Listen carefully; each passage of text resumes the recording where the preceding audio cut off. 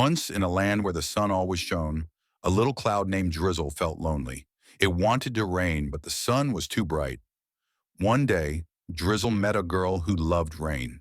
She danced under Drizzle, and the cloud rained only on her.